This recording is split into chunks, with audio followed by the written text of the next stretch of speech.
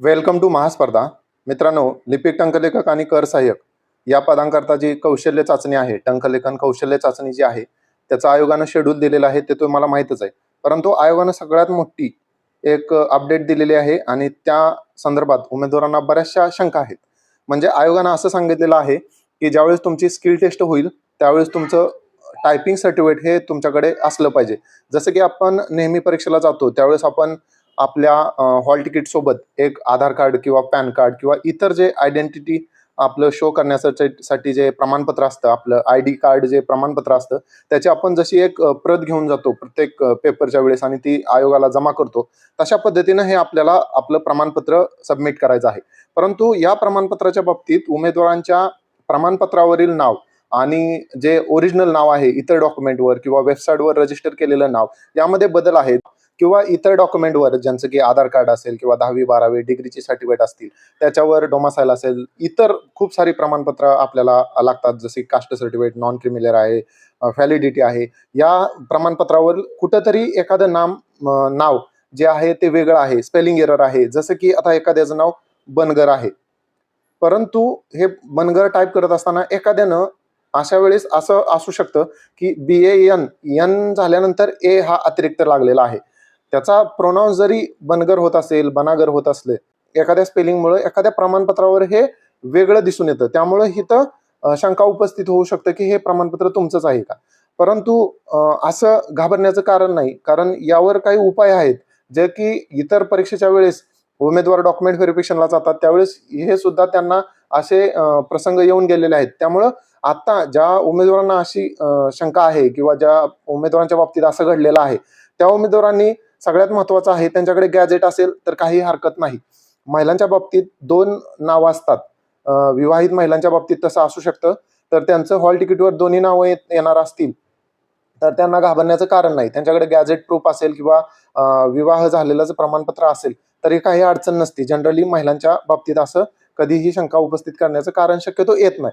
त्यामुळे त्या महिलांनी घाबरण्याचं कारण नाही. परंतु जे इतर उमेदवार आहेत, महिला असतील, अविवाहित जे पुरुष महिला असतील, त्यांच्या बाबतीत असं झालं असेल तर त्यांनी स्वतःचं नाव बदललं असेल तर गॅजेट करून घेतलं असेल तर अतिउत्तम आहे.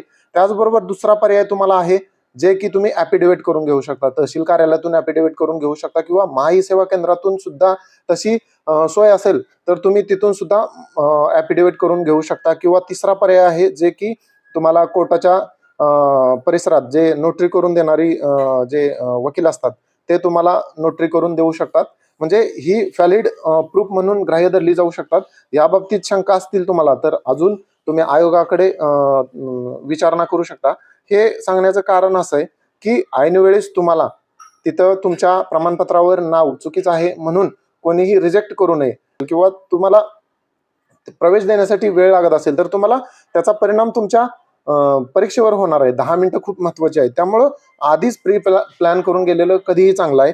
इतर उमेदवारांच्या बाबतीत सुद्धा असं झालेलं आहे की जे प्रमाणपत्र आहे त्या प्रमाणपत्रावर एका ठिकाणी सिग्नेचर आहे, सिग्नेचर बॉक्स आहे.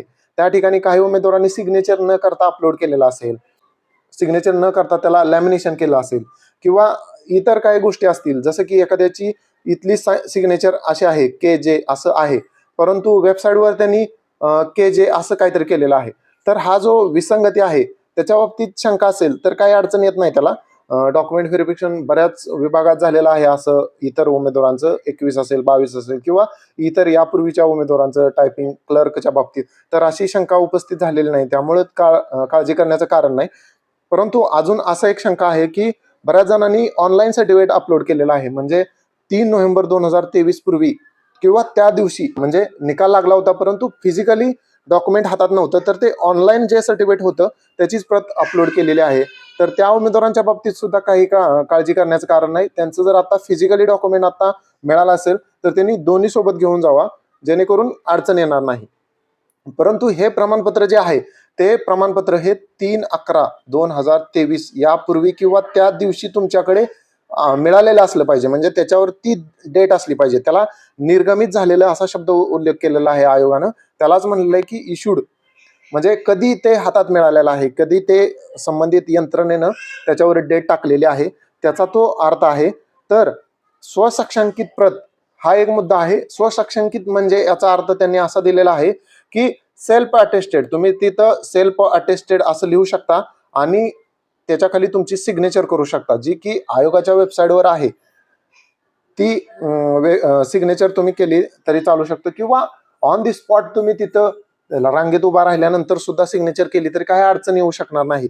जसं की आपण आधार कार्ड, पॅन कार्ड जमा करतो आयोगाकडे परीक्षेच्या वेळी, तसंच हे प्रमाणपत्र ते जमा करून घेणार आहे. आणि तुम्हाला लक्षात आलं असेल की आयोगानं 2 लिस्ट लावलेल्या आहेत, ज्यामध्ये 54 उमेदवारांचा फरक पडलेला आहे. मराठीसाठी जे उमेदवार होते ते आता इंग्लिशसाठी गेलेले आहेत, आणि तो फरक आता बऱ्याच उमेदवारांना जाणवतोय. कारण बऱ्याच उमेदवारांचं पहिल्या लिस्टला मराठी आलं होतं, अचूक आलं, परंतु आता त्यांचं दुसऱ्या लिस्टनुसार बदललेलं आहे, इंग्लिश आलेलं आहे. म्हणजे हा गोंधळ झालेला आहे. त्या उमेदवारांनी आयोगाशी थेट संपर्क साधला तर त्यांना न्याय मिळू शकतो.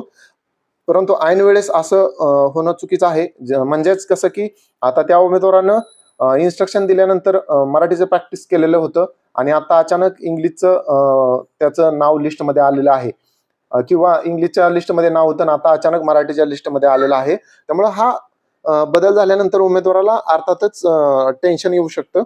आणि दुसरी गोष्ट आहे की तुम्ही जर क्लर्क असाल आणि क्लर्क जर तुमचं लिस्टमध्ये जर मराठीच्या लिस्टमध्ये नाव असेल, तर तुम्हाला मराठीचं 30 WPM हेच तुम्हाला सर्टिफिकेट घेऊन जायचं आहे. आणि इंग्लिशच्या बाबतीत असेल तुम्हाला, तर इंग्लिशच्या बाबतीत तुम्हाला 40चं घेऊन जायचं आहे.